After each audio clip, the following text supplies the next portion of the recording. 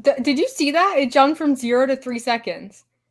No, I also just delayed, so that was kind of strange. Okay, well, anyway, welcome to Tag Talk. We're back in our assigned spots. Last week we were reversed. It threw me off the whole episode. But listen, this is going to be a dramatic episode. We have a lot that we really want to talk about. Some good, some bad. Tests, man. I know. So, like, the last few weeks, we've kind of been skirting around this issue. But, like, Haley and I today, we were like, you know what? I really do think that tag team wrestling is in a rough spot. And, like, we want to talk about it. So that's what we're gonna do today. We're going to answer the question, is tag team wrestling in the mud? We're going to talk AEW. We're going to talk WWE. Then we're going to finish with, like, good stuff. I think that's the plan. Haley has a plan for today. So even though we're in our spots, we really should be the other way around because Haley is gonna lead the episode, but it's fine. We'll get to it. As always, if you want to submit a super chat, get your question, your comment, your dad joke, your whatever read on air, be sure to do that. I think what we're going to talk about is maybe a little bit controversial. So make sure you get your super chats in. I want to hear what you have to say because maybe I'm just being a pessimist and I'm not seeing the vision. Maybe that's it. But yeah. Oh, I forgot to ask you, Haley. How are you? I always ask you. I forgot. I woke up this morning. It was not a good day, and then I got some great news, so I'm still riding on the high. I can't talk about it right now, but as soon as I can, you should definitely follow me on Twitter.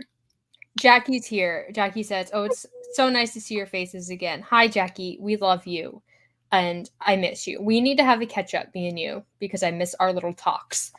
I'm also okay. I'm just like in that weird space where you're applying for fellowships and trying to get your career going before you get into the hell that is PhD level stuff. So that's where I'm at, guys, but I still have time for wrestling. I always have time for wrestling and I always have time for you. So I'll throw it to Haley and let's see where this goes. I'm like, I have full faith in Haley planning the episode, but I'm like, no one in the chat better come for me. Like, please don't. I am stressed. Listen, no, I really wanted to lead this topic because we have been skirting around it. And I sent her a voice message and I was like, listen, I really want to do this today, whatever. And she's like, okay, I don't have a problem with it. Like, that's fine. And I was like, no, I know you don't, but I just really need to get it off my chest. So I think we wanted to start with kind of the direction of the AEW Tag Team Division in the last, 6 months to a year. Because I feel like last summer we were riding a high. We had Jurassic Express, and then we had that really short reign with the Young Bucks. And then we saw Swerve in Our Glory. They had a great reign, which obviously led into the Acclaimed. And I feel like that was the last time that the AEW Tag Team Division was kind of at a high. And then it kind of started to deflate. And we were talking about this in our text thread earlier, and I feel like we both agreed that when it really started to deflate was when the Guns won the championships. Yes. And do you remember, like, when... I think it was, like, when it first happened, and it was like, okay, this is a reality... I tweeted something about how it sucked, and people were like, it's the story. It's all about FTR. Let it play out. Let it play out. And I was like, I let it play out, and, like, where did it get us? But before I continue, we have a super chat from Ryan, who says, what does a robot do when it gets mud on its shoe? It reboots. That was great. That's a good joke. No, I am the robot. Yes. But Ryan, I really appreciate the dad jokes lately. I feel like you've really stepped it up a notch. So thank you. Also, just have to say, Eddie says, Kiley, please leave Florida. It's getting crazier every day. If anybody has, like, tips to get out of Florida, like, on the cheap, let me know. Like, I was moving with Haley. You can. I have no problem with that. We'll just do Tag Talk Live every week while I flee. Anyway, back to the Gun Club. No, and it was like people, and I was willing to give it the benefit of the doubt because I like in my head, I was like, okay, FTR is coming back. Not that I knew FTR was coming back, but like FTR is coming back. Yeah. Yeah, FTR is coming back. Like, well, it'll be fine. It'll be fine. But I think there have been bad AW, not bad. There have been like mediocre AW tag title reigns. Like I think Jurassic Express was pretty mediocre. I think Lucha Bros, they didn't get great booking, but like the Guns were just objectively bad. Yeah. And I don't know. Like I wanted to give them a chance because I'm really all for like, younger teams getting a chance in these kind of spots, and I was like, maybe they'll exceed my expectations, and my expectations were very low. But I don't know, like it didn't connect with me. I didn't really care for it, and I was the whole time just like, okay, when is FTR going to come in? When are they going to win the titles? Like, and I feel like it was like that every week. And that's not what we should have been focusing on, Yeah, and it's weird to me to take it back a little bit. So, and I think we talked about this a little bit. I feel like AEW Tag Team Champions before the Guns were credible champions, and like you believed that they were the best in the division. And then you get to you Swerve in Our Glory and the Acclaimed and All Out, and the call that probably shouldn't have been made, and then the Acclaimed win at Grand Slam. And I think the Acclaimed winning was definitely a peak. And I think that they could have ridden that momentum all the way to FTR's return. Like, I don't think the Acclaimed had to lose, but they did. They dropped to the Gun Club, who very few people, I think, thought they were like credible actual world champions. Maybe like they're good because they can get beat by FTR and look funny while they do it. I don't really know. But after that, it was like the Acclaimed really went on a downslide. The titles went on a downslide, and the Guns are nowhere to be seen. And now here we are with FTR, who are in a similarly bad spot.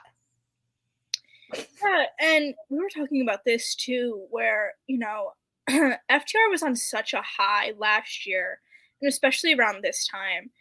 And, I was really hoping that when they started dropping the titles and they were going to come full-time back to AEW and hopefully win the championships, I was like, okay, like we need a good feud to reheat FTR. And the one we're getting, I have no words for. I would have rather seen like a really nice program with the Acclaimed, and then I don't know where you go from there, but what we have right now is not what I would have picked. And it's not like AEW has a shortage of tag teams. It's not like they're forced to do this. Like, they have Butcher and the Blade. They have an ROH tag team division that they can borrow someone from. They have the Lucha Bros. Like, I think Lucha Bros versus FTR in a champions versus championship match, like you could do that and it would still be better on Double or Nothing, even if FTR isn't defending the belt against the Lucha Bros. I still feel like that's a better match than this Jeff Jarrett situation. And it's even more confusing to me because Jeff Jarrett and Jay Lethal just had a tag title shot at the last pay-per-view and they didn't get it. And they haven't done anything really crazy to convince me, and I think most of the audience, that they should be challengers for FTR. And I wish FTR was doing something else. And Haley and I mentioned earlier, we were chatting about it before we went live, it almost feels like this is a throwaway match with, Mark Briscoe, special ref for funsies, to set up an angle for FTR after going into Forbidden Door, maybe Aussie Open, maybe someone like Motor City, maybe someone. Which I'm fine with, but like you can still make this a good match with a good quality opponent. And I don't think Jeff Jarrett and Jay Lethal are good quality opponents for FTR. Like I don't think about Jeff Jarrett and Jay Lethal as a tag team, and I'm like, oh, you remember that classic bout? Oh, it's so good. I don't do that because it's not. I agree. I'm in the same kind of headspace. I feel like you really could have slotted anybody in here. And like I realize that a lot of teams are kind of stuck in the trios division right now. So anybody that they could have, like, they're doing other things. But just because they're in the trios division doesn't mean that they can't also do tag team stuff if they have a tag team and they're a tag team. And it's like, AEW can make tag teams. They made the Acclaimed.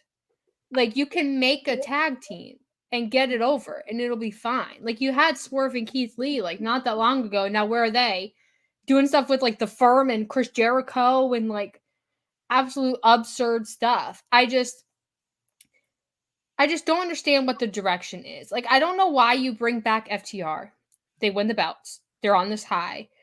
And you're like, okay, what's a good, like, hot angle to really get their momentum back up after 2022? And you're like, oh, Jeff Jarrett. Give him Jeff. And it's like a weird convoluted angle too. Yeah. It's like they liked Jeff and then they didn't. And like Mark Briscoe's there. And it's like there's too many moving parts. And it's like not, FTR can do a straightforward tag feud. They don't need all this sort of stuff to make the feud work. And so shout out Rosario. You're my favorite too. We love you, Grillo. We love you, Grillo. Grillo and I talked about Doritos earlier, Haley. You should go find that tweet thread because I think you think it was funny. But I have no idea where I was going with that. Oh, this is where I was going with that. And Grillo kind of made me think of it because it made me think of the Young Bucks. So I think about like the Elite story and like everything that's going on. And it almost makes me wonder if like the Young Bucks FTR is coming down the line. Because I do think the divide between Kenny and the Bucks is like the central thing of that story with Hangman and Ibushi and everything. But like, I just can't wrap my mind around where the AEW Tag Team Division is with the talent that's in it and the Ring of Honor Tag Division. You could throw them in there too, and Grillo's there. And I'm like, what are we doing here? Like you have two Young Bucks. We got two sets. And also, I just realized that Caden did a super chat. We never talked to him, we never acknowledged him. Oh, we were kind of talking. Caden says, AEW Tag Division has been mid for a year, in my opinion. I don't think it's been a year. I think this summer, like up until the Acclaimed, was really, really good. I think Swerve and Keith were really good. Mm-hmm. I think the booking maybe had some issues, but then I think the Acclaimed, like that was a definite peak for the tag division, like AEW total history, the Acclaimed. I definitely agree. And so I don't know where AEW goes from here. Like the Jeff Jarrett, Jay Lethal thing, maybe they sell t-shirts. Maybe like they're good at meet and greets. Maybe like, I don't know. Maybe it's like, maybe there's something we're missing business-wise. I have no idea. But all I do know is that they're getting more TV time than I think they should be. And I think there's, with the AEW's new show, which is it getting announced this week, maybe? I have no idea. But with the new show, I'm hoping that more tag teams like get made and we can really like sort a lot of this out. Because like you said, trios did take a lot of tag teams, but it's like, too bad, so sad. Fix it. Like, it's not an excuse. Well, and I feel like that's the other thing, too. Like, FTR won the championships, and how many times have we seen them on TV, really, So I feel like that's kind of a bit of a disconnect, too, and, like, there's, like, not really a ton of consistency when it comes to, like, tag teams being featured on TV, tag team champions being featured on TV. Like, I feel like it's kind of, like, an up and down kind of situation. I definitely agree, and people recently have been talking about the lack of House of Black on TV, like trios wise, which I do see to an extent, but also Julia Hart has been doing stuff and she's still House of Black, so give her credit. But there's a lot of tag teams like 2.0, Butcher and the Blade, who have been caught up either in, not getting booked or caught up in weird stories with the Firm and QT Marshall and all these like weird things that are happening. That I think Double or Nothing needs to be a reset, at least for the tag team division. You have to do something. And AEW, like the next few months, it's like pay-per-view after pay-per-view after pay-per-view.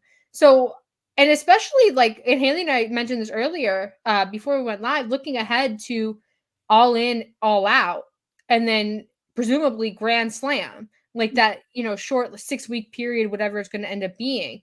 Like, we need to fix a lot of these issues by then, I think. But it's not just the tag division. It's mostly the tag division, but it's, the TNT title picture, it's the TBS title picture. There's like lots of things that really could be a lot better. Another super chat, Zach says Double J gets good heat though because nobody wants him to win.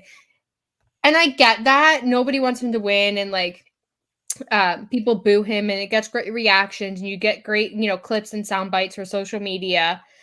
But ultimately, like, I do think we're at a point where Jeff Jarrett and Jay Lethal being consistently at the top of the tag division is actively hurting the tag division. So, like, the sense of, self-preservation has to kick in at some point. No, I agree. And I feel like you mentioned earlier, like a lot of teams really kind of cooled down, especially the Acclaimed. The Acclaimed were so hot. And like they still get really good crowd reactions and stuff, obviously, because they're the Acclaimed. But I don't know, like a lot of stuff during like after the fall kind of just went downhill. I don't know. Yeah, the Pro Wrestling Podcast, who are like, CM Punk insiders, good friends. We love that. Says tag team wrestling is pretty near and dear to me. Really don't like the direction it's going. It's not horrible, but not too much to root for. Hi, LOL. Hello. And I do kind of agree. I think fans, when it comes to tag team wrestling, they want perfection, which there's nothing wrong with having high standards in your wrestling. And I do think, like, especially AEW fans kind of adopt an attitude where they want things to be perfect because they expect everybody to be Kenny Omega and the Young Bucks and have that perspective on wrestling. And I don't think they realize that AEW has a lot of young people who are not going to be perfect and probably won't be perfect for another 10 years. So I think some of it is AEW fandom issues, but I also think it's okay to recognize that it's on the tag division, at least, is in a bad spot. And I don't think it's an unfair criticism to wish that FTR was doing something different on Double or Nothing. I do think the Mark Briscoe special guest referee thing is fun because AEW doesn't do a lot of those gimmicky, like, special guest ref, special enforcer things. So I'm excited for that. I just hope that we have that match. It does what it's supposed to do. And then we have an angle or a clear direction for FTR before then, we really get into Forbidden Door season and they slip through the cracks. Yeah, I do not want it to become another JAS situation. I can't handle another one of those. I really can't. What is going on with the JAS? Like, let's be honest. Anna Jay is the only one doing anything. Like, Chris Jericho's in this Adam Cole feud, which I love because I think Adam Cole is really great in this spot where he's angry. I think he's an underrated actor, I think. But I don't buy Chris Jericho in that spot. Like, I like, he got beat by Action Andretti, and then everybody else, like the entire JAS, is just kind of like, hi, it's the Chris Jericho show. And you know what I mean? I do like the stuff that they're doing with Garcia. I don't know. It pops me. I do like Garcia. And I think the Sami babyface stuff he's kind of doing with this Four Pillars feud is a little weird. Like, I don't know if I believe it because he's been evil for so long. Yeah. You know what I mean? I don't know where they're going with Sami. I know where they're going with Daniel Garcia. I think he's probably going to end up, beating Orange Cassidy or winning the TNT belt or something like that. He's going to, like, break away from Chris Jericho in that way. But 2.0, get them on the mic. Like, get them fired up. And 2.0 can really do a lot of business for you. And I love when they're on commentary, too. I feel like they add such a nice element to that as well. Mm-hmm. So, honestly, on TV, on commentary, I don't care. Just give us more 2.0. I definitely agree. And AEW, and I will have to say, like, there are injuries in the tag division. Like, poor Dante Martin. Top Flight's always, unfortunately, involved in some injury. Private Party. Like, I get it. And I do think there is a discussion to be had about injuries for another time. But really figuring out the balance between the trios and the tag, I think, is, our number one thing. Yeah. And number two is not pushing people just because they are unliked by fans. I think, and I should probably clarify that. I don't mean not pushing people who get heat, because I think there's a time and a place. Like, I think you can get heat and still be liked by the fans. But I think the Jeff Jarrett, Jay Lethal situation is so unique because, people boo them, but like they're booing them because they don't want to see them there, like ethically, morally.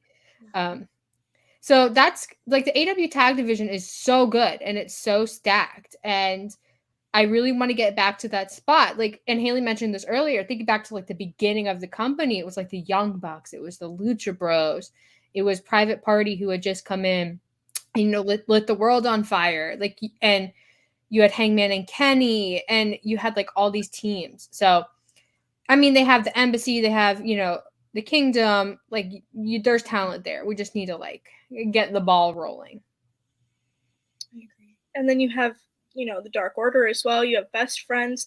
There's a lot of talent on your roster. Please utilize them. And we talked about the Dark Order last week. Like on BTE, they've been so integral to this elite story, especially this week. Yeah. Sorry, something my antivirus thing popped up my computer. No. Trying to silence us. It's Jeff Jarrett and Jay Lethal. They're in my computer. Oh my god, you remember the hacker thing? It's them. But I don't know where I was going. It's whatever. Here's another super chat from Caden. Caden says one word: consistency. I do think consistency would help. Mm-hmm. I think, and this is maybe going to be a controversial statement, I think taking the Young Bucks out of the tag division and taking the Lucha Bros out of the AEW tag division was a bad move. Especially if you were going to take like Best Friends and Butcher and Blade or someone and like just slot them in there. They really left the vacuum. Like, I don't think anybody can fill the Young Bucks shoes. I think the Young Bucks are like generational talents. Like, call me out for it if you want in the chat. I don't care. I don't think there'll ever be another Young Bucks. Same thing with the Lucha Bros. I think replacing the Lucha Bros is never going to happen.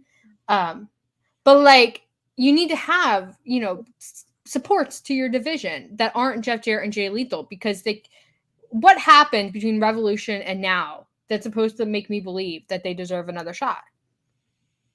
Nothing. They like beat people up backstage and like hung out with Mark Briscoe. I agree. I feel like the loss of both the Lucha Bros and the Young Bucks, like, you could really feel it in the division for a while. Like, it took them a long time to even semi-bounce back from that. Like, especially the Bucks. Yeah, and I mean, I don't know what the Young Bucks' plans are. Like, this elite story, I think, is really carrying AEW in a lot of ways. But I don't want to get into my thoughts on the 4 pillars angle because we'll be here forever. But I do think AEW has dropped the ball with tag teams a lot in sort of unacknowledged ways. And I'm hoping like we stop that. I think the Young Bucks will, do tag team stuff again down the line. I have no qualms with that. I just hope, okay, Double or Nothing, we have this match. It is what it is. We have fun with Mark Briscoe being there. But Forbidden Door, we need something big. And it can't be another, 6-man situation. Or, like a pre-show shindig with, I don't even know who they put in there. It has to be Aussie Open. That's what I'm getting at. You just can't. Give him Don Callis if you have to. I don't care. Like, it has to be. And then do Young Bucks Motor City. Ooh. I like that. Let me book Forbidden Door, Tony. Listen, Tony, give her the book. She's predicted so many things that you do anyway. Like, she's a really good booker, okay? She, like, has or had the whole women's division booked out for, like, a year in advance. Like, she did that. I did. She's a valuable asset, okay? You're really selling me the Tony Khan who's not watching, but I really appreciate it. We are the dream tag team.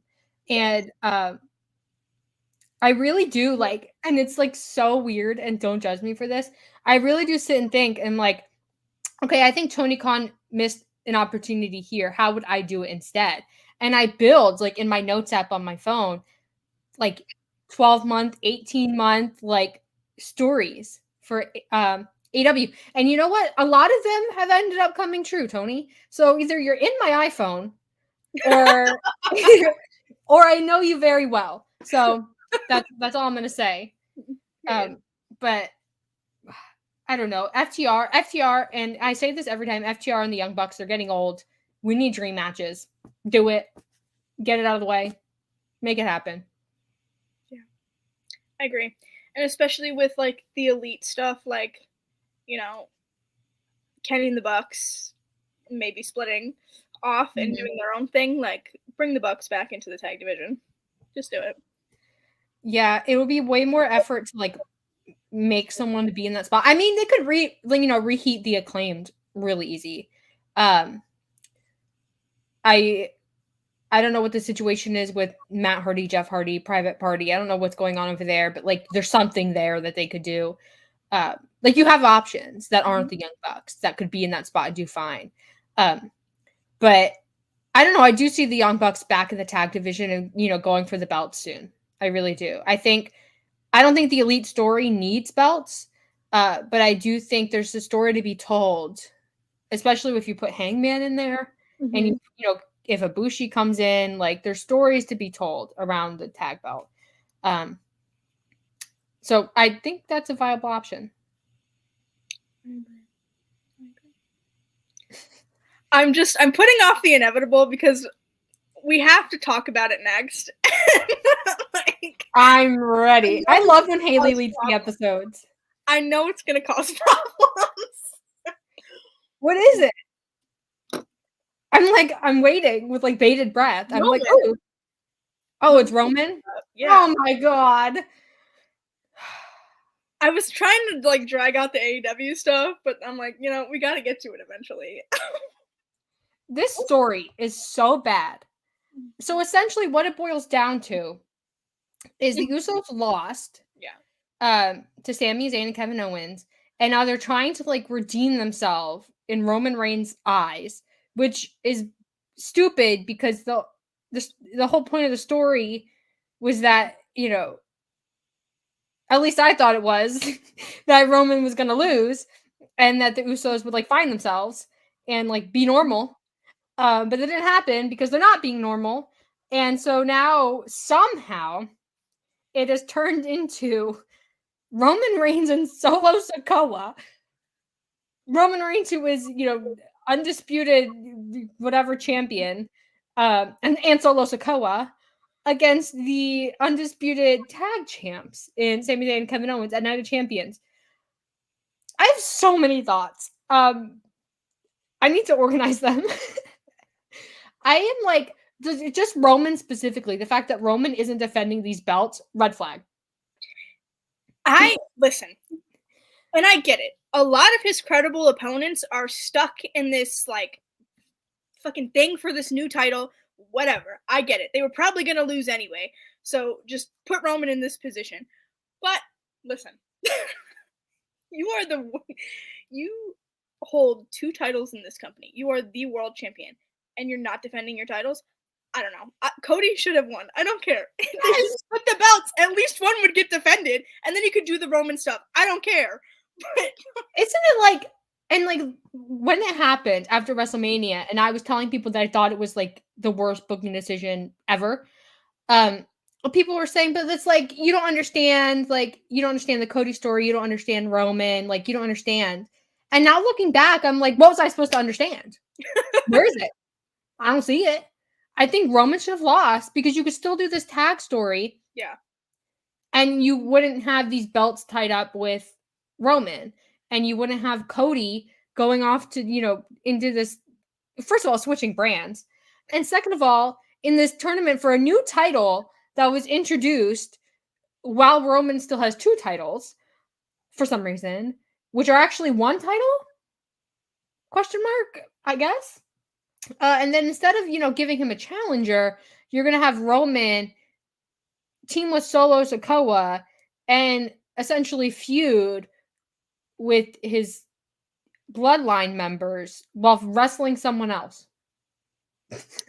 I mean, like, I get it because of the continuing, like, rising tensions between the Usos and Roman specifically.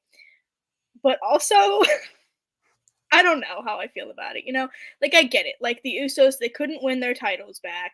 They got that win, but it wasn't for the titles. And now Roman feels like, you know, I have to do everything my fucking self because my family can't even get the job done. So now I gotta go out and do it myself. Like, I get it. But also, I don't know. I don't know. I'm just like, ever since WrestleMania, to me, the bloodline has really like faded. Like, I think believe even in this. that for a lot of people. When Sami lost, I feel like a lot of people were Yeah. like, I think I was really like on the fence about it when it wasn't Sami at WrestleMania because I thought Sami earned the spot, Mhm. and, you know, in the year before, you know, carrying the bloodline and all that stuff. I thought he deserved it. Just like personally, not like even like in kayfabe, just like personally, he deserved it.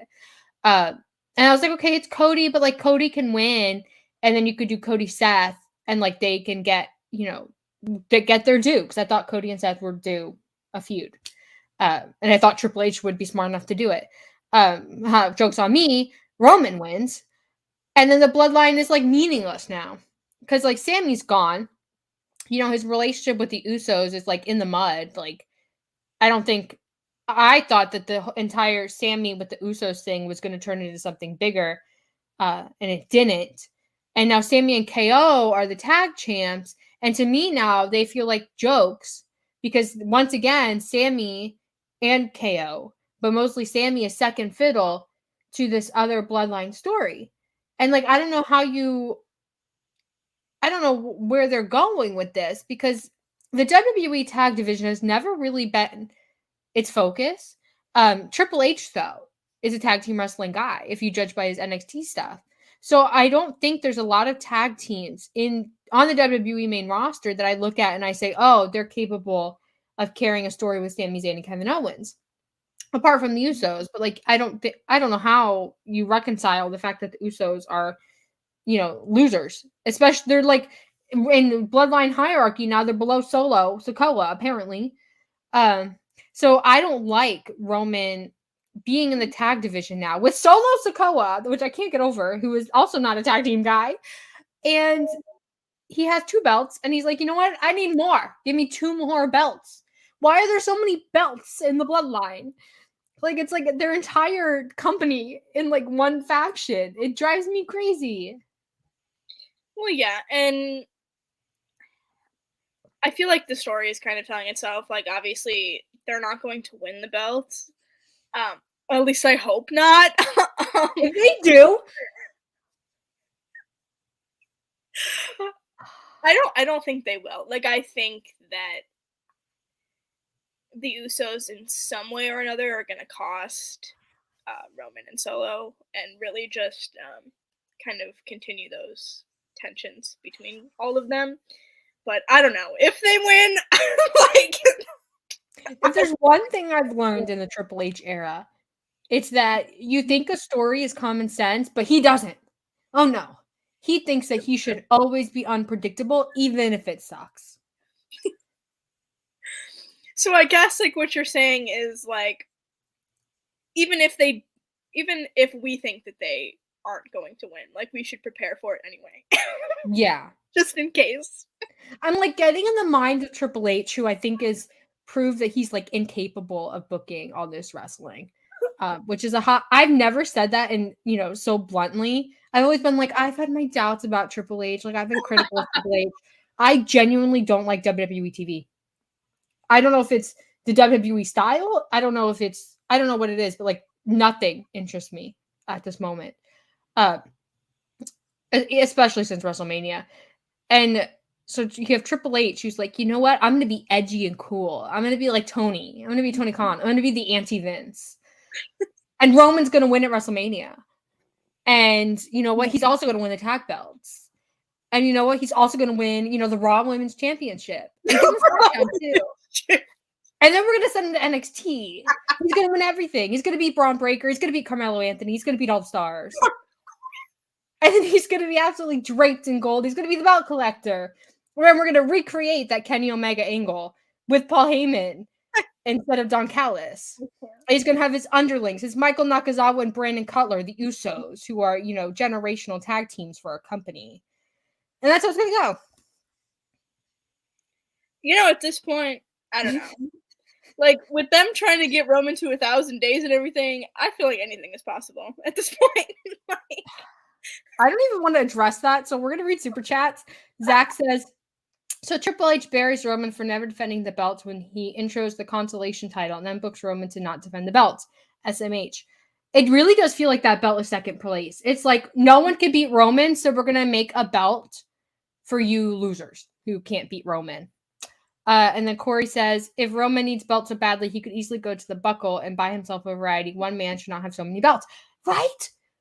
I really genuinely feel like your world champion should not be able to just build a tag team and go for belts. Like, why is anyone stopping him? And from like a business perspective, okay, if you like kayfabe wrestling management, like you're the authority figure, you're Triple H, like, wouldn't you stop him? Yes. Yes.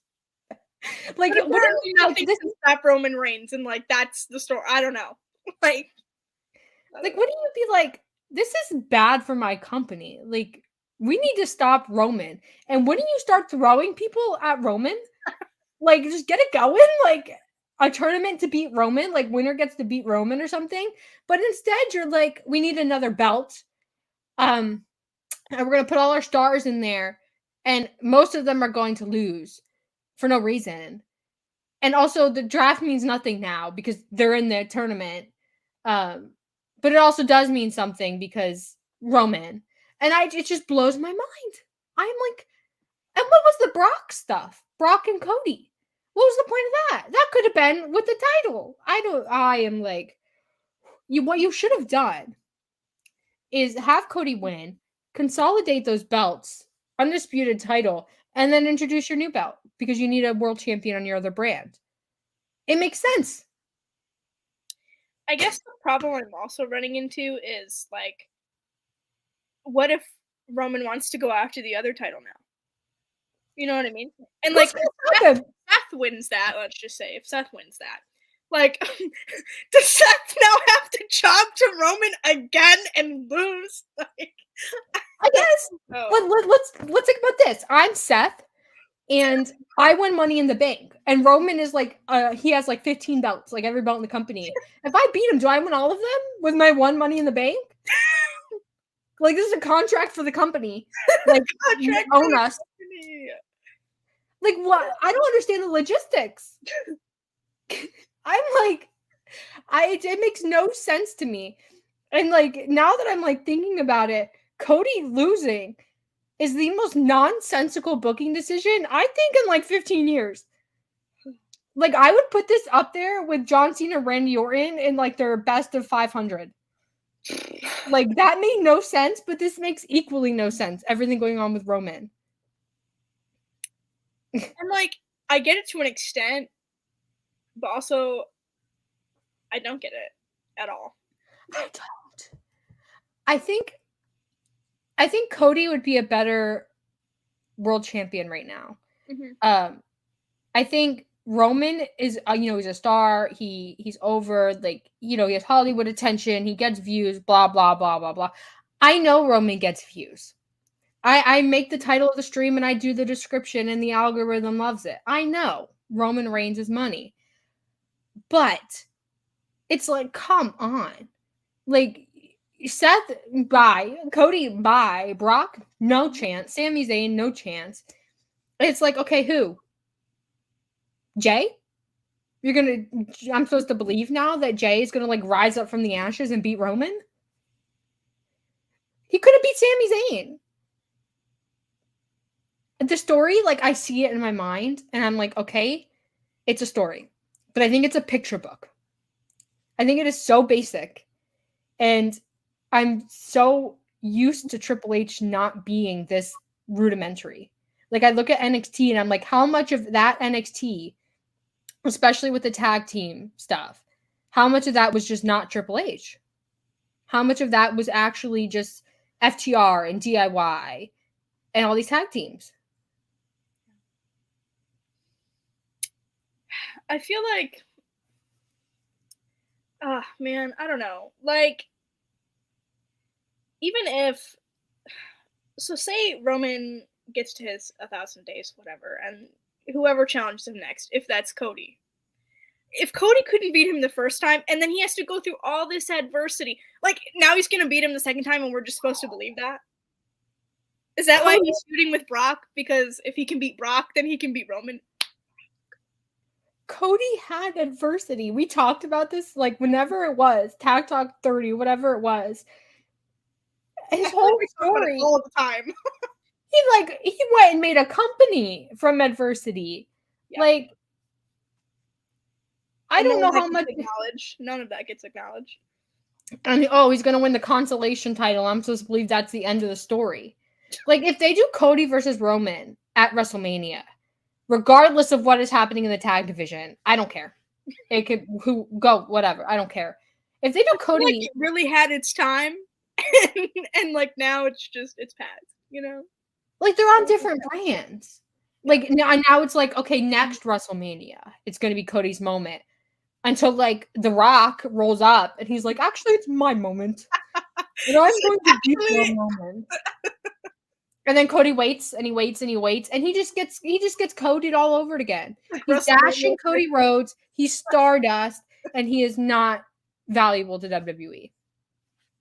And then I think about Sami Zayn, who had this incredible run last year, and to the point where people were like saying he should win the Royal Rumble and beat Roman over Cody. Mm-hmm. And now he's in this tag team angle, still with Roman. Never going to beat Roman, probably. Never going to get his singles match against Roman, which, don't get me wrong, I love Sami and KO. I think they're really, really, really fun. I love them as a tag team. I've always loved them as a tag team. But it's like, I don't see how what is happening now is preferable to Cody beating Roman, going off to do his thing with Brock, and then we have this bloodline stuff, this dissension with the tag titles. I think part of, for me at least, what really is like upsetting me is that you could have done Sami and KO, the champs, versus the Usos, versus Roman and Solo. And it would have been like, you could have done so much storytelling in that. And then I don't care who wins after that, probably Sami and KO. But it's like, they decided that was not preferable to Roman beating Cody, your returning star, your prodigal son, who you built and built and built while he was gone, for however long he was gone, a year, whatever it was. And you have Seth Rollins, and you have, Drew McIntyre and all these people who are just like waiting in the wings for their main event spot. And you're like, we're going to take Roman and we're going to stick him in the tag division. I feel like Sami and KO, like, their momentum as a tag team really derailed after they won the titles, because then they got stuck in this loop. And so, like, now, okay, they're going to get their win over Roman, but, like, at what cost? Like, the Usos, again? And like you said, like, I feel like it actually kind of would have been intriguing to see Roman and Solo versus the Usos versus Sami and KO. Like, I feel like you could have done both of these storylines kind of intertwined, and I feel like it would have been kind of interesting and cool, but no. And I think the bloodline becomes more interesting if you strip away the world titles, which is why, like, I feel like Cody should have done his Brock thing, and I think the Brock thing should have carried Cody to SummerSlam. And I don't know if they had planned already to introduce the new title, or if they were going to do it later. I don't know. But I also feel like if Cody had won, you could have put Jay and Roman in the tournament and done something storyline wise there. And, really use the leverage of the foundations of the Triple H era that you're trying to build and continue that story. But Roman being champ and the Usos, trying to regain his favor is not enjoyable to me. It just isn't. And it really sucks that Sami and KO, like you said, are caught in it. because they are undisputed world whatever tag champs, whatever their title is. Why they still have both belts, which whatever. That's a different discussion to have. And they're caught up in this, and there's like no one else who's like they're not building anybody else. Like everybody, all the other tag teams are on the same level, and they're just wrestling each other for funsies. Don't even get me started on the women's tag division. I'll have a heart attack. I'll just die live on Tag Talk. I feel like it's getting better, but it's not great. But do I think it's better than the men's tag division? I don't know. I have no idea. It's like two different kinds of mediocre and bad, you know? Yeah. It's like so hard to rank them. The same thing. Yeah, it's not their fault. It's not their fault. It's just the booking. I cannot believe you came into Tag Talk and said this. King of the North says, y'all don't want to see LA Knight and Boogs as tag champs? No! If I wanted to, I would have brought it up. I have no interest in that. Poor LA Knight. Also, hi, Rob. I love Rob. Go follow Rob on Twitter and watch all the shows Rob's in, because Rob is great. But no, poor LA Knight. I think LA Knight was really like a rising star. We're kind of getting off tag team stuff, but it's fine. It was really like a rising star. And with the Bray Wyatt thing. And then he's kind of like, I think people really liked him. And because Bray Wyatt was, horrible. And Uncle Howdy was like, oof. So it was like LA Knight, champ of this horrible angle, like keeping people invested. But like, I do like Boogs. I followed Boogs since he was in NXT because he I'm maybe a little exposing myself a little bit here. I'm really into like powerlifting and things. And he did a lot of videos with powerlifting creators and things like that were really funny. So I've been into Boogs. He used to eat cat food smoothies to build muscle, by the way, if you wanted some insight into Boogs. But I do like him, but I'm not a fan of that thing. And I don't buy them as a tag team. You had Fandango and Tyler Breeze in your company. And they never became tag champs. So much. I miss them so much. I know. I think about them all the time. We need to bring them back. We need them back. Like that's Tyler Breeze is like on his Twitch streams all the time. Like, I'm semi-retired. I like have my wrestling school. Like, I can't wrestle. I don't care. This is not about you. This is about me. Okay? And you need to you've been in a ring because you teach wrestling. So I know you're not rusty. Just come back for funsies. Do like a 6-month run and like have fun. You know what else? Since we're on the topic of this, and we didn't talk about the draft, but listen, I was so excited to see Pretty Deadly get drafted, but then I was so upset that we weren't going to get Seth on the same brand, because I would love to see that dynamic of them as like a trio. Like, I feel like that would have been so cool. And I like Pretty Deadly. I think they're really, really good. I wasn't expecting the call up, I'll be honest, quite so soon. Yeah. Because I still think that they have stuff that they can work on, and business and NXT. But I understand why they're there. I just hope that they don't become a joke, if that makes sense. Like, Pretty Deadly, the gimmick itself is comedy. It lends itself to comedy very well.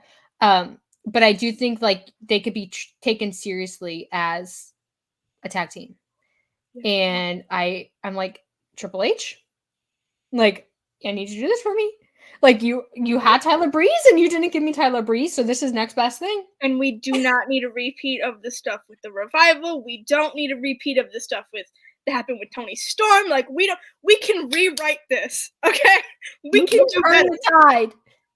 We can fix it. They can be funny and successful.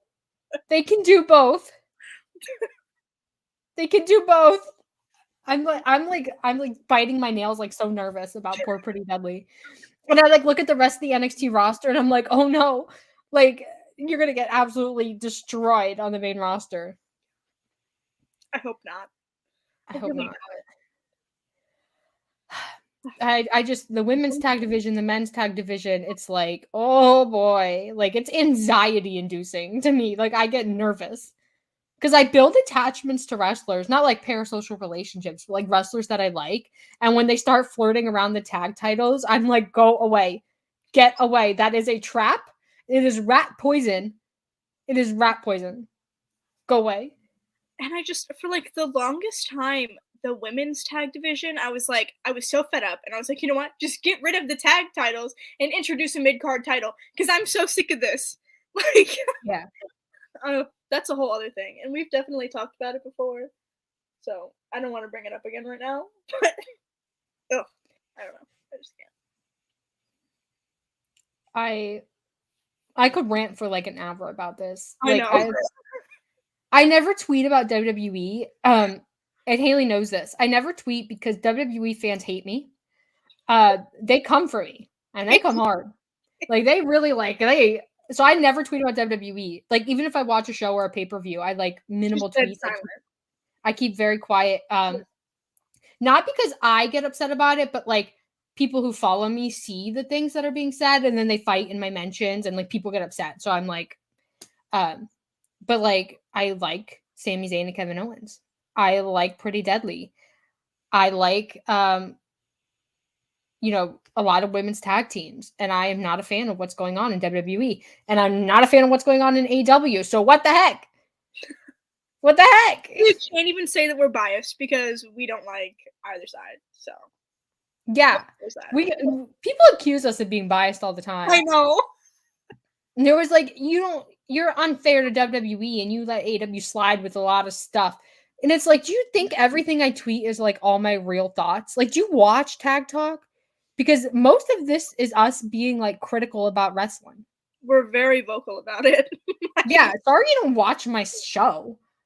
Like, listen, there was a period of time at the end of last year, I kid you not, daily in my DMs, in my mentions, you're a shill for Tony Khan. You're getting paid by Tony Khan. Where's your check from Tony Khan? People dead serious. Dead serious. Like not even doing it ironically like that. So I keep my mouth shut until today. I don't watch NXT though. Yeah. Often. I follow certain NXT talent. I watch clips. But yeah.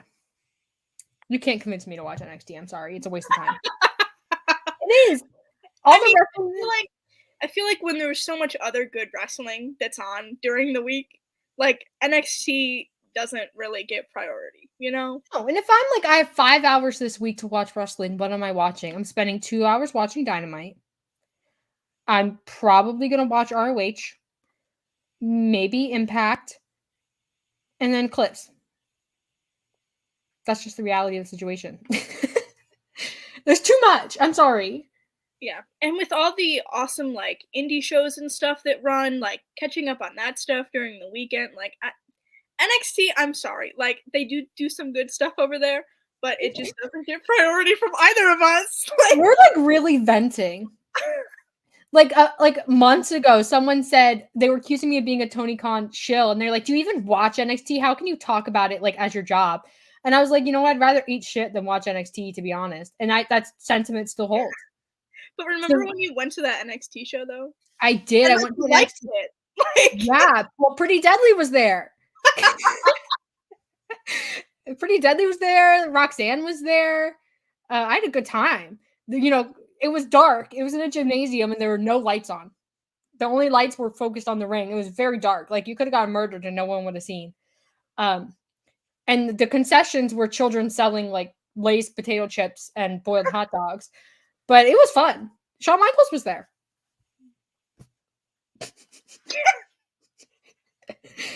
Oh my god. This is derailed. Do you want to finish then with Don Callis and the Elite and finish on a high note? Okay. Before we just dig ourselves a deeper hole, we should just transition. I know. I feel like I said some things I shouldn't have said. It's okay.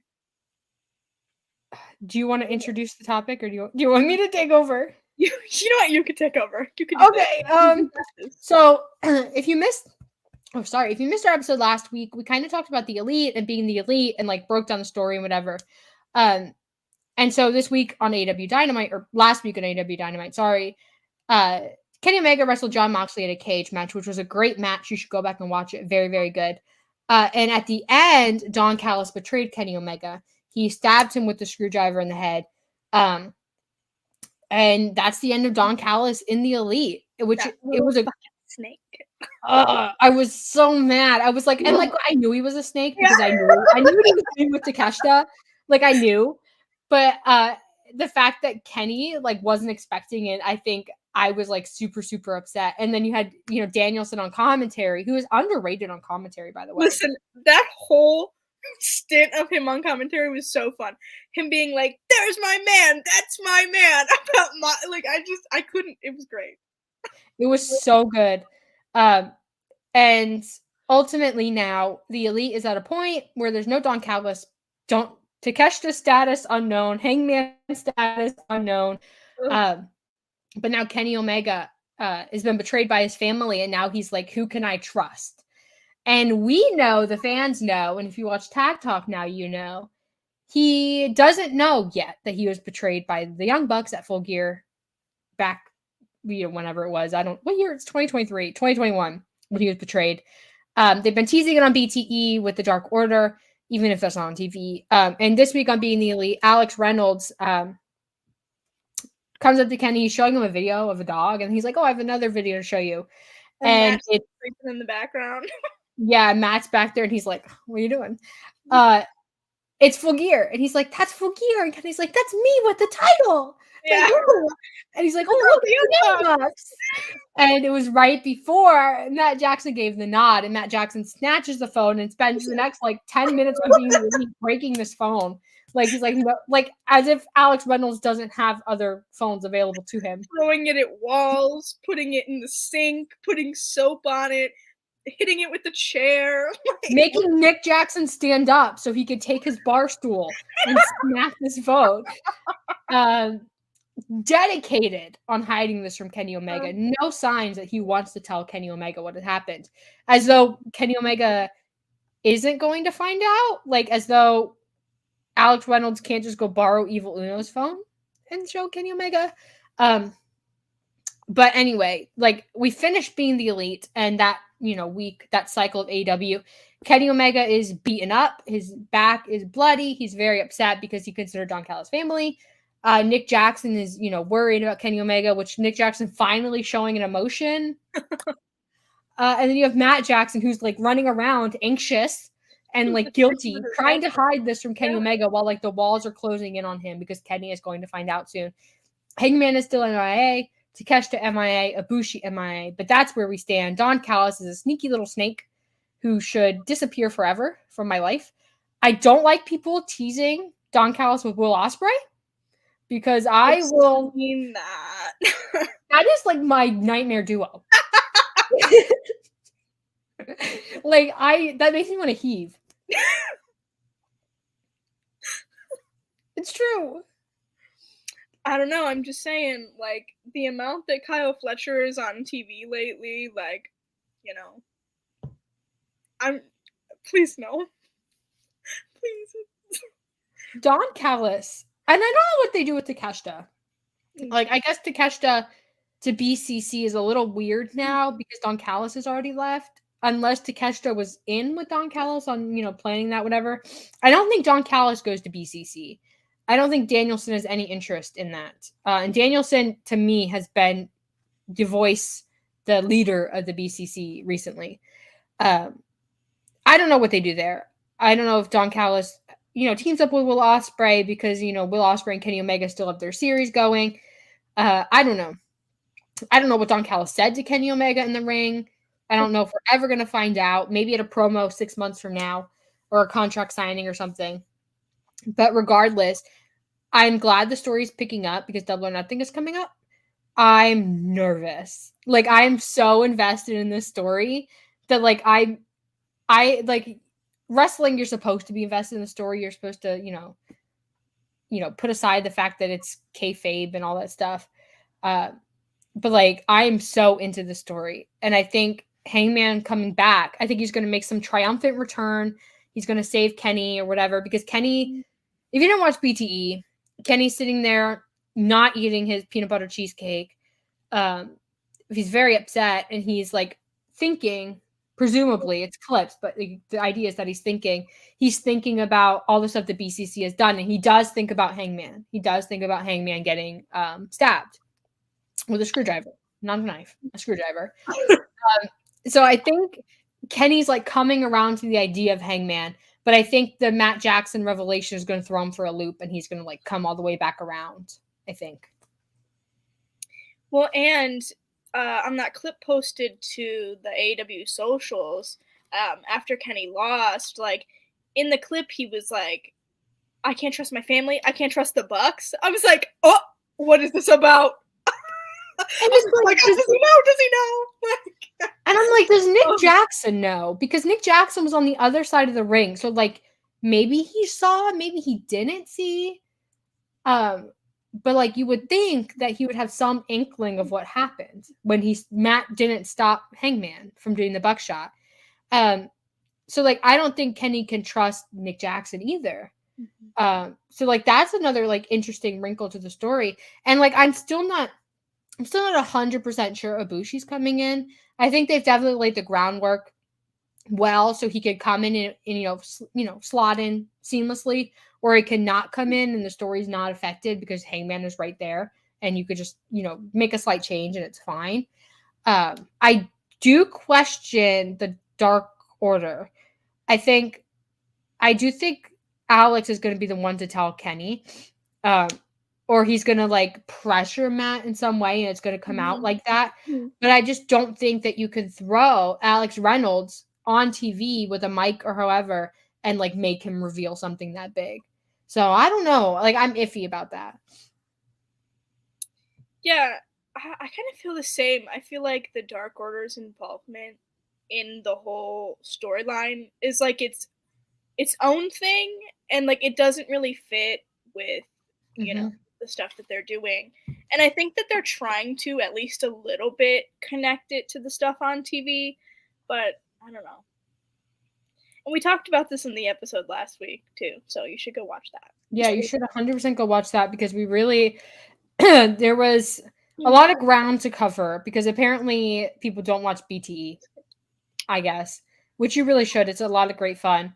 Hollywood Hunk was at the WGA strikes this week, supporting the cast of Gotham Knights and the writers of Gotham Knights and Vampire Diaries and stuff. So it was a lot of fun. So go watch that. Support your writers. Do not let AI replace writers and content creators. Don't do it. But I'm really interested to see Dynamite this week, but also Be the Elite next week, because I don't think that Matt Jackson can stay in control of this story for much longer. Yeah. I think he's already sort of lost control of it. I think it's spiraling somewhere he didn't think it would go. I think in his head, he thought that they could just move on and like no one would ever question, because it's well known that Kenny Omega doesn't watch his matches most of the time. And he said he didn't watch it.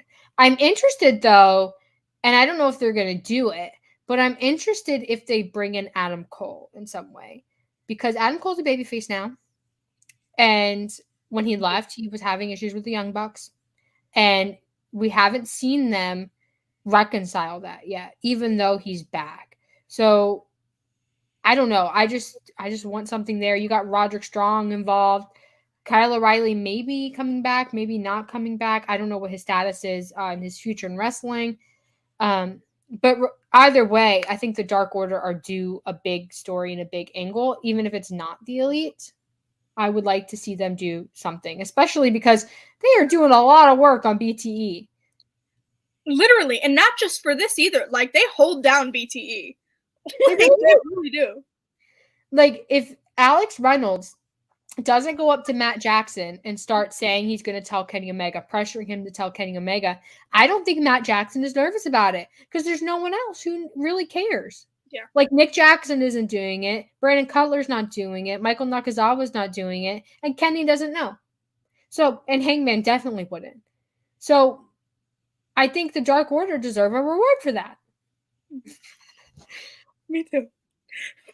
We don't like rewarding bad behavior, but let's reward this. Let's do it.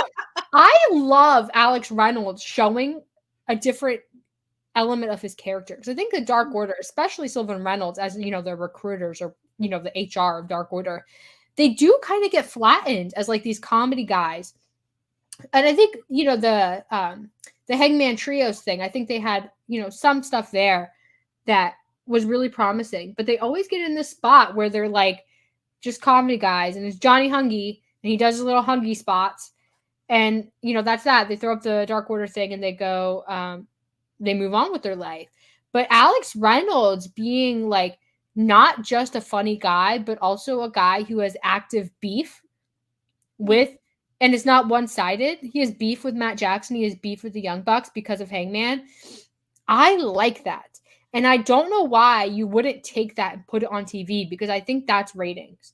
And I think there's a lot of stuff on AEW TV now, cough, cough, the 4 pillars angle, that, kind of drags a lot. And this to me doesn't drag. And I think, and someone on Twitter, I can't remember who, we're like, well, then how do you reconcile the BCC if the Elite are feuding with Dark Order? And you don't have to. Like, you could have the Dark Order be there and kind of be like a thorn in Matt Jackson's side, do the BCC at Double or Nothing, and then boom, Dark Order, you're ready to go for the summer, especially with the new show coming up. So, I don't know. But Don Callis betraying Kenny Omega, we knew it was coming, but it still sucked. I was like, no! And I tweeted about it too, because like when it happened, my mouth was like, I was like, and like I tweeted about it. I was like, we've talked about it on months for Tag Talk that like this is coming, like this is what's gonna happen. Like Don is definitely going to do this, and then it happened, and we were both like flabbergasted. Like, yeah. And we even said, I remember we said like this needs to happen sooner or later, like on a recent episode of Tag Talk. Like Don needs. I think it was last week. I think it was. I think you said like to do this to get like, and then it happened, and we were like, oh. I think we literally said something big is going to happen. I wouldn't be surprised if it's Don Callis. And like still, like Haley and I were like texting each other, and I was like, "Are you kidding? How could he do that? He's such a bad guy. He's such a snake." Even though I knew that it was coming, but it was like such like a well executed angle. Yeah. And I think they did enough to like soothe my worry that it was happening when Don Callis got in the ring. That when it happens, like I was in like fight or flight, and then I like calmed down, and then it was like whoa, right back. Like it was just really good. I really liked it. The cage match was really, really good too. I thought it was funny how long Jon Moxley spent unscrewing the turnbuckle. I know. So long. Like, maybe we should just give it up, But he was relentless. He's like, no, absolutely not. We got to do the spot. Like, and there's so many callbacks to their other matches that I'm so excited to see. I don't know, like where we go for Double or Nothing. I'm presuming that this match happens at Double or Nothing. I don't know, like where we go stipulation or gimmick wise, but I'm so excited about it because I just Danielson and Omega, Danielson and Moxley. You have the Young Bucks. You have, Wheeler Yuta, who is probably the most misfit of this group just because he's so much younger. But like he can hold his own. And Wheeler and Matt Jackson doing some fun stuff like on the mat. Oh, so good. And Claudio just swinging everybody. If he can swing both Young Bucks, like get a leg and a leg. Yes. Or like stack them and swing them. Claudio, if you're listening, do it. Like all of them. A swing stack. Elite swing stack. All 3. Oh my God. I don't know if that's possible because I feel like Kenny's just so like big. Yeah, like I don't know if he can do all 3. Nick and Matt, he could probably do. Yeah, I think they're light enough. Yeah. Matt has been beefing up, but like the injury, you think he's lost like a couple pounds. So you could probably do that. Even if you could just do all 3 of the Elite for like 3 turns and then like throw them. Just throw them at each other and just swing. Oh my God. He puts Matt Jackson in the corner, swings Nick, and launches him with a swing shot. I'm giving Claudio gold here. I'm like selling my soul to Claudio. My cheeks hurt from laughing. I know, me too. Oh man. What an episode. I know. Like we really, it was like a roller coaster of emotion. Let me just check and make sure we covered all the if you guys have more super chats you would like us to read. Oh, and shout out to Aaron for the super sticker. Yeah, we're gonna wrap up. If you guys want to submit super chat and get in your last minute thoughts, please do. I'll do my final thoughts first because this is Haley's episode, so I get to go first. What? Go ahead. Okay. My final thoughts are that I think tag team wrestling has a lot of ground to cover to get back to like where it was, and I think it's not just an AEW or WWE problem. Like I definitely see similar issues in, or used to be in New Japan and other promotions. I think AEW in particular has the talent to do a lot better than they are.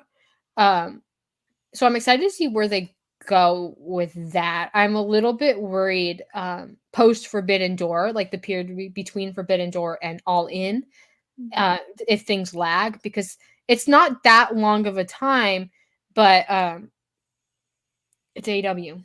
And that they're getting a new show and like all the CM Punk stuff. Like, I don't know how they do it. Speaking of CM Punk, chat from the Pro Wrestling Podcast, he says, so when we going to All In? I wanted to go to All In so bad. And I like tried my hardest to make it work. And I was like checking prices and like crunching numbers and like seeing if I could stay with someone. But it's just not in the cards for me this year. Maybe next year. Unless somebody wants to come along and fund our trip to England. I gotta cross an ocean to get there. Talk overseas.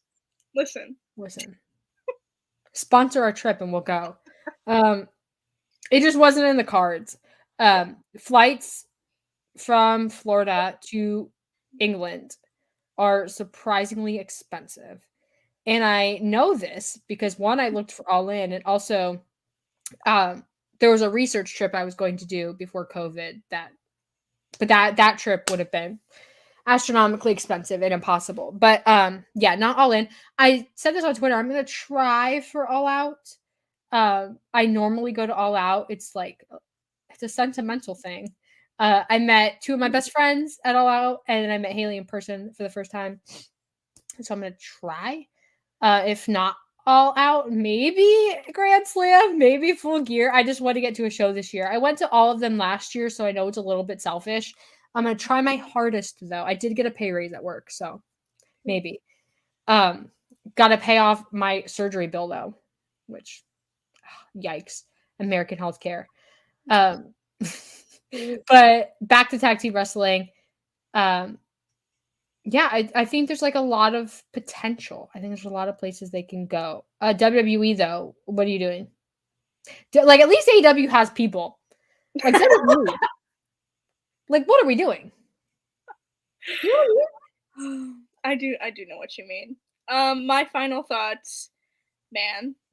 I think you said everything that I wanted to hit, so I don't even know if I have final thoughts, but I guess my final thoughts would be I hope that I'm going to manifest that Sami and KO get their win over Roman and Solo, and we can just leave that there and give them something else to do. Solid. I like it. Okay, so this is the point where, I mean, okay, you can do your plugs if you want me to do the big plug. Okay, I'll go first. That's fine. You just don't want to do the big plug. I hate the big plug. I'm not good at it. Willow will tell you that I'm not good at it because I tried and it sucked. Anyway, you guys can follow me on Twitter at @HaleyAnn_. I do the writing thing. I have a Substack, blah, blah, blah. The Wrestling Muse. You can subscribe. It's free. I may have an announcement in the coming week that is very exciting. So you should definitely stay tuned to my Twitter for that. Because it's really big for me. And I'm very excited about it. So. Here's the big plug. First, my plug. You follow me on Twitter at @Fuller_Kiley. I post everything that I'm doing there. If I'm going to be a guest on a show, whatever. I'm trying to do more podcasts this summer because I have the summer off before I start my PhD in the fall. And in the fall, like I'll be way more busy. I'll be teaching, I'll be studying, so I won't have time. But in the summer, I'm going to hope to do some stuff. Maybe collab with some people I haven't collabed with yet. Hopefully get Grillo back on the show. Maybe some other guests and fun stuff. So Follow me on Twitter for that. Also, this is Fightful Overbooked. This is the ESPN2 to Fightful ESPN. There's wrestling podcasts on here. There's also non-wrestling podcasts. There's like a lot of really fun content on the show. So subscribe to Fightful Overbooked. If you're watching this after we go live, hi, welcome to the Drama Fest. Tap Talk is not normally this long. We normally try to keep it under an hour, but like we had a lot of ground to cover and we were very invested.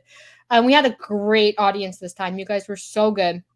I had so much fun reading your comments and engaging with you guys. But if you're watching this after we go live, like this video and comment below. I still want to see your thoughts. I do read the comments every week. So comment below your thoughts. And maybe is tag team wrestling in the mud was like a provocative question, but I think it's a valid discussion. Yeah. And I think we really covered a lot of ground today. Like I feel like intellectual. I really do.